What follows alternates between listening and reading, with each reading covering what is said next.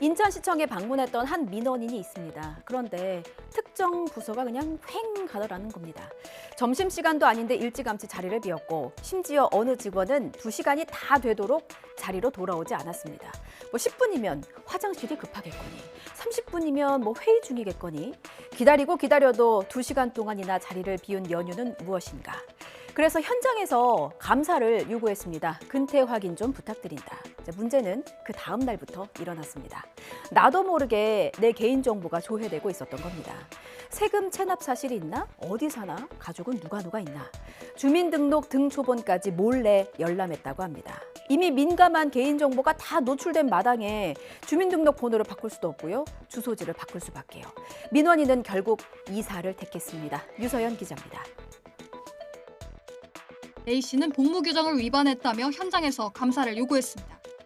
너무 심한 거 아닌가 해서 감사실에 전화를 해서 내려와서 사실 확인 좀 부탁드린다고 하게 된 거고, 감사실에 내려와서 보니까 실제적으로 이제 그런 문제점이 있는 걸 보여서 감사 민원을 제출한 적이 있죠.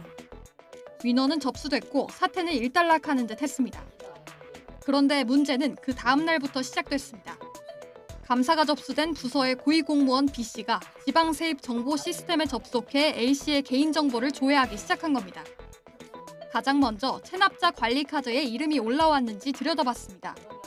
며칠 뒤에는 또 다른 공무원 C씨를 시켜 A씨의 주민등록 등본과 초본까지 몰래 열람했습니다. 제가 자기네 해당하는 지자체에 거주한다고 생각했을 거 아닙니까? 했는데 안 나오니까 그거에 대해서 확인하기 위해서 주민등록 등본표를 열어본 거라고 제가 생각하게 된 거죠. 이 같은 사실을 까마득히 모르던 A씨는 익명의 편지를 받고서야 낌새를 눈치챘습니다. 경찰 조사에서 B씨는 부하 직원을 통해 A씨의 체납 여부와 주민등록 정보를 조회한 것은 사실이나 업무를 위해 한 거라고 주장했습니다.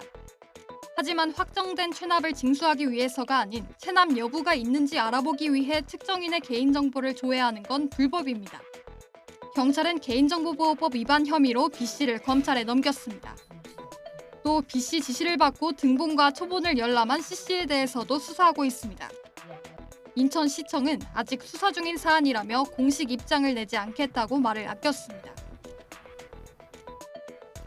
양육비를 주지 않아서 무책임하다는 비판을 받는 나쁜 아빠, 나쁜 엄마들이 있습니다. 낳아만 놓고 양육은 책임지지 않는 무책임한 부모에 대해서 법원도 철퇴를 내렸습니다. 재판에 넘겨진 나쁜 아빠를 법원이 처음으로 법정 구속한 겁니다. 실형을 선고받고 구속된 나쁜 아빠는 밀린 양육비만 10년간 9,600만 원입니다. 액수가 커서 그렇지 매달로 계산하면 고작 80만 원입니다. 물가도 많이 올랐는데 두 아이 공부도 시켜야 하는데 아이 둘을 키우는 데 필요한 최소한의 그 어떤 의무조차 하지 않은 겁니다. 무려 10년 동안을요. 재판부는 자녀들과 아이의 엄마에게 회복할 수 없는 범죄를 저질렀다고 질타하면서 징역 3개월을 선고했습니다. 집행유예가 아니어서 다행이고 첫 법정 구속이라서 의미가 있습니다만 글쎄요, 3개월이라 아이들과 엄마의 10년, 그 인고의 세월에 비하면 어림도 없다 생각합니다. 안동준 기자입니다. 40대 남성 A씨는 지난 2014년 아내와 이혼했습니다. 두 자녀는 아내가 키우기로 하고 매달 80만 원의 양육비를 약속했습니다. 하지만 한 푼도 주지 않았습니다.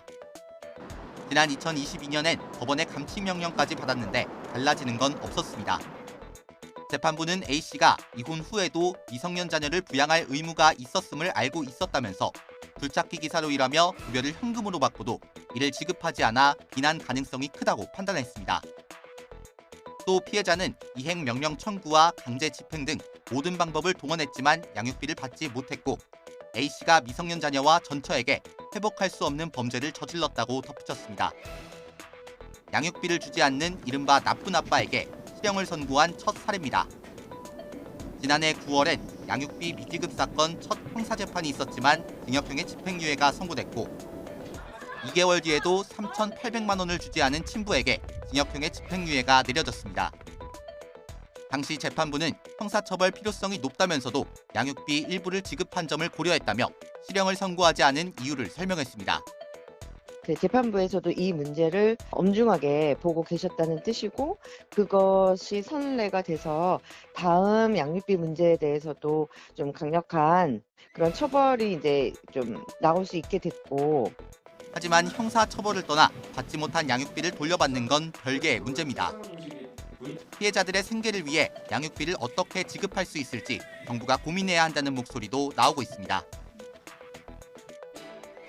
도로를 순찰하던 경찰들의 시야에 이상한 트럭 한 대가 포착됐습니다. 중앙선을 넘어서 역주행하더니 그대로 냅다 달리더라는 겁니다. 음주운전 차량이었습니다. 음주 상태인데 과속에 역주행까지. 이거 뭐 언제 사고가 나도 이상하지 않을 상황입니다. 경찰은 1km를 추격한 끝에 운전자를 붙잡았습니다. 경찰의 말 먼저 들어보시겠습니다. 사이렌도 치명하면서 하이빔을 쏴서 이제 쓰라고, 또 이제 방송 그리고 마이크가 있어요. 그 정지하라고 이렇게 마이크 방송도 하고요. 사이렌과 하이빔에도 멈출 기미가 없었던 트럭. 경찰이 멈추라고 외칠수록 운전자는 더 대담하게 도주했습니다. 반대편 차선을 택하더니 넘나들 듯 말 듯 위암천만한 운전을 계속 이어나가는데요. 이 상태로 1km 넘게 질주했고 빨간색 신호를 받고 나서야 그제서야 멈춥니다.